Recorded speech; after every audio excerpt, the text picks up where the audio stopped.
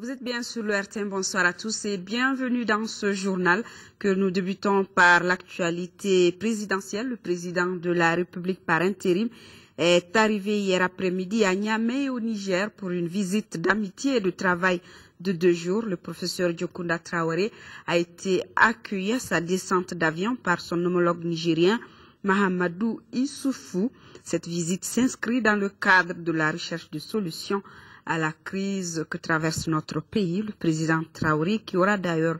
plusieurs entretiens et rencontres autour du sujet. Et ce communiqué du ministère des Affaires étrangères et de la coopération internationale, communiqué ainsi libellé, le ministère des Affaires étrangères et de la coopération internationale prend bonne note du rapport sur la situation du Mali en date du 28 novembre 2012, soumis à l'examen du Conseil de sécurité des Nations Unies par le secrétaire général Ban Ki-moon. Le ministère des Affaires étrangères et de la coopération internationale accueille favorablement ce rapport qui fait le point de la situation depuis janvier 2012 et celui des actions menées par les Nations Unies et d'autres organisations régionales dans le cadre de la mise en œuvre de la 2071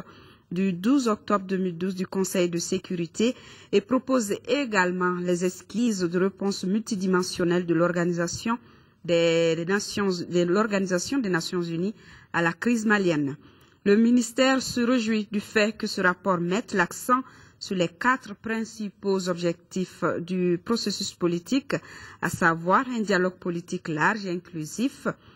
visant à formuler une feuille de route pour la transition, le dialogue avec les groupes armés maliens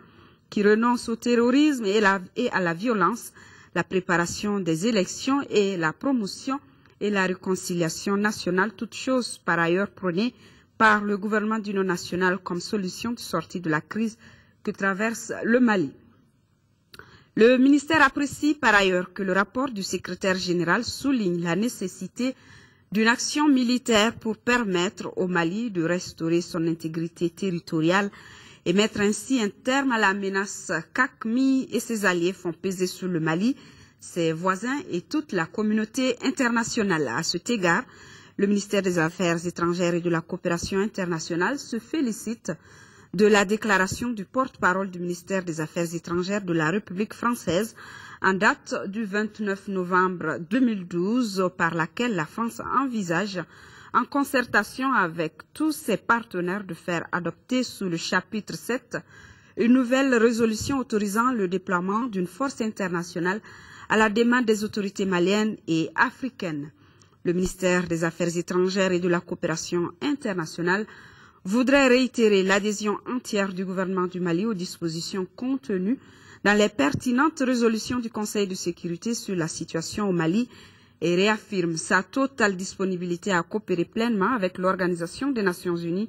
pour l'élaboration d'une prochaine résolution autorisant le déploiement de la force africaine MISMA dans le strict respect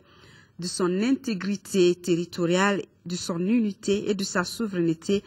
dans une république démocratique et laïque ouverte au reste du monde.